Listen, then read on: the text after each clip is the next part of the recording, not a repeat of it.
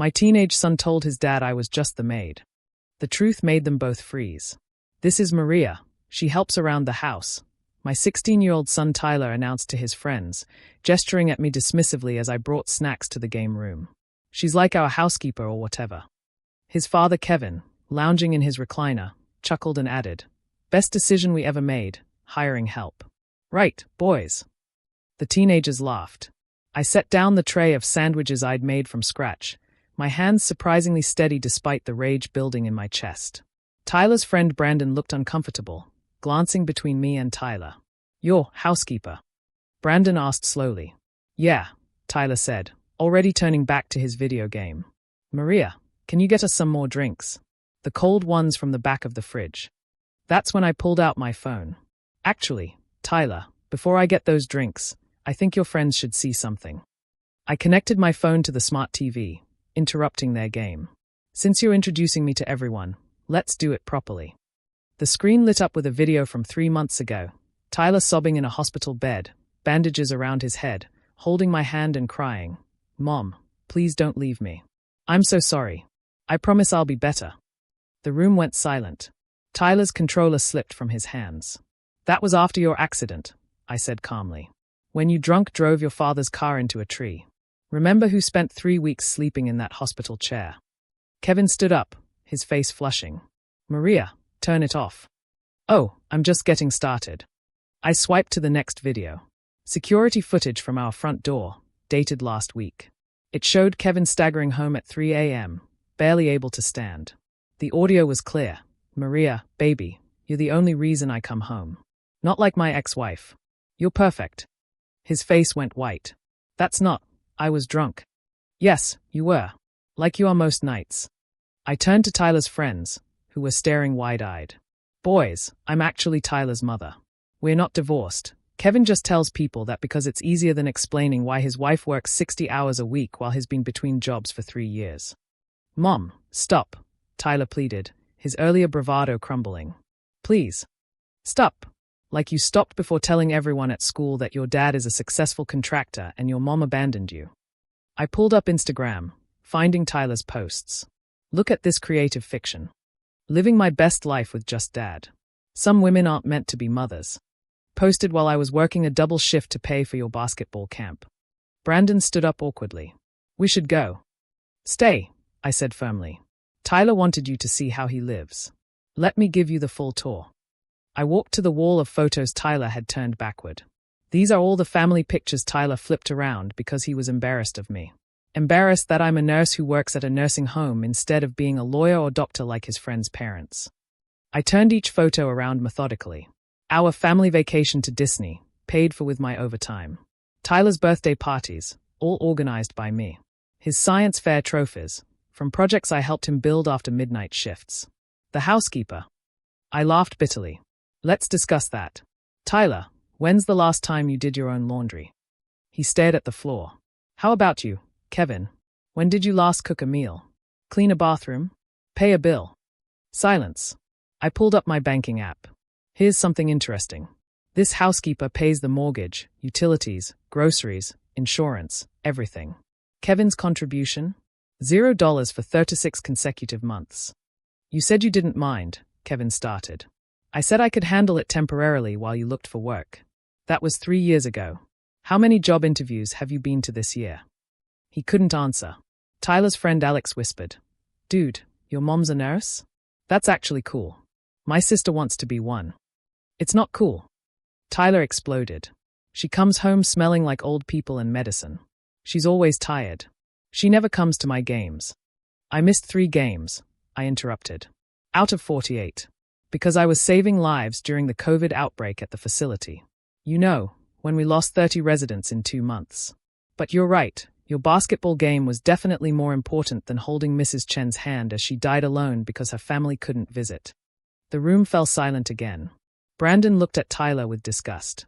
"You told us she abandoned you." "She did." Tyler insisted weakly. "She's never here.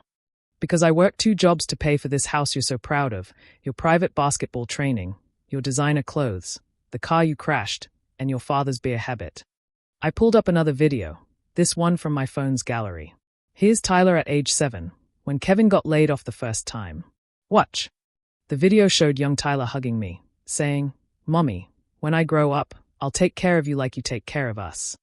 Present-day Tyler's eyes filled with tears. And this one, I continued, is from last year's Mother's Day. The video showed Tyler and Kevin in the kitchen, laughing. The audio was clear. "She actually thinks we're making her breakfast," Kevin said. "Just let her sleep until noon, then we'll say we forgot." "We were joking," Kevin protested. "Were you joking when you spent my bonus on a golf membership? Or when you told your brother I was too controlling because I asked you to watch Tyler while I worked nights?" I turned back to the boys. "I'm sorry you had to see this, but apparently, Tyler values your opinion more than mine. So you should know, I work 2 jobs, full-time at the nursing home and part-time at the hospital. I've been up since 4 a.m., worked an 8-hour shift, came home to make these sandwiches from scratch because Tyler doesn't like store-bought, and I have another shift tonight at 11. I walked to the kitchen and came back with an envelope, handing it to Kevin. "Since I'm just the housekeeper, here's my resignation. Effective immediately." Kevin opened it, his face paling. "Divorce papers. And eviction notices. The house is in my name, inherited from my mother. You have 30 days. "Mom, no." Tyler jumped up. "You can't. Where will we live?" "I don't know where you'll live. I'll be in the apartment I've been secretly renting for 3 months, preparing for this day." "You've been planning this?" Kevin asked, shocked. "Since Tyler's Sweet 16 party. Remember? The one where he told everyone his dad organized it, even though I stayed up for 3 days straight making decorations and food. You both laughed when his girlfriend asked where his mom was, and Tyler said, 'Who knows? Who cares?'" Tyler was crying now. "I didn't mean it." "Yes, you did. You've meant every cruel word, every dismissive gesture, every time you treated me like staff instead of your mother. And Kevin, you encouraged it because it made you feel better about being a failure." "That's harsh," Kevin started. "Harsh? Let me show you harsh." I pulled up my medical records. This is from my doctor last month. Exhaustion, high blood pressure, stress-induced migraines, and early signs of burnout. Her recommendation: reduce work hours and eliminate stressors. Well, I can't reduce work hours since someone has to pay bills. But I can eliminate the 2 biggest stresses in my life. Brandon and Alex were already at the door. "We're gonna go," Brandon said quietly. Then, looking at me, he added, "I'm sorry, Mrs. Martinez. My mom's a nurse too. Mad respect." After they left, Tyler turned on his father. "This is your fault. You said she'd never leave." "Don't blame me for your behavior," Kevin shot back. "My behavior? I learned it from you. You treat her like a servant. I treat her like a wife." "Exactly." I interjected. "In your mind, those are the same thing." I gathered my purse and keys. "The refrigerator is full. There are clean clothes in your drawers. The bills are paid through the month. After that, you're on your own." "Where are you going?" Tyler asked, panic in his voice. "To work. My real job, where people actually appreciate what I do." "Mom, please. Don't. For 16 years, I've given you everything. Love, support, opportunities. And you threw it all back in my face because you were embarrassed of me. Well, congratulations, Tyler. Now you don't have to be embarrassed anymore." I walked to the door, then turned back. "Oh, and Kevin, your girlfriend Jennifer called while you were sleeping yesterday. She wanted to know why you haven't left your wife yet like you promised. I told her you're all hers."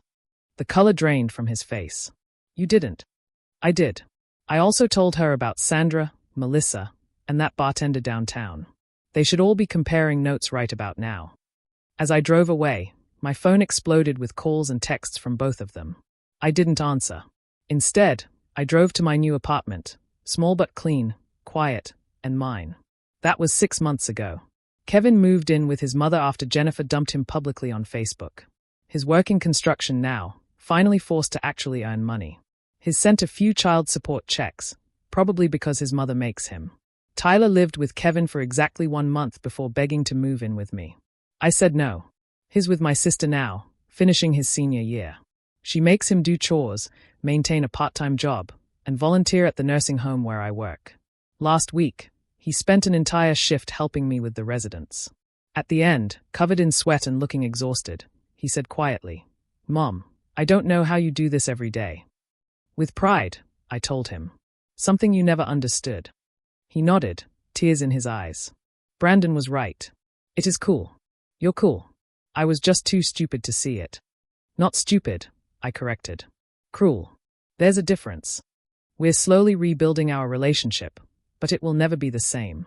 He introduced me to his new girlfriend last month, as his mother, the nurse, the hardest working person he knows. It was nice to hear, but the damage was done.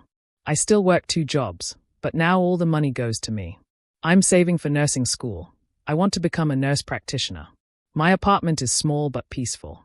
I sleep through the night without wondering what Kevin's doing or whether Tyler needs something. Sometimes I think about that day, watching their faces when they realized the housekeeper was the only thing holding their lives together. Tyler learned that respect isn't about what someone does for work, but how they treat people. Kevin learned that a real partner contributes more than just their presence. And me. I learned that sometimes the best thing you can do for the people you love is to stop enabling them and start respecting yourself. Even if it means they have to introduce themselves to the person you really are, not the servant they thought they knew.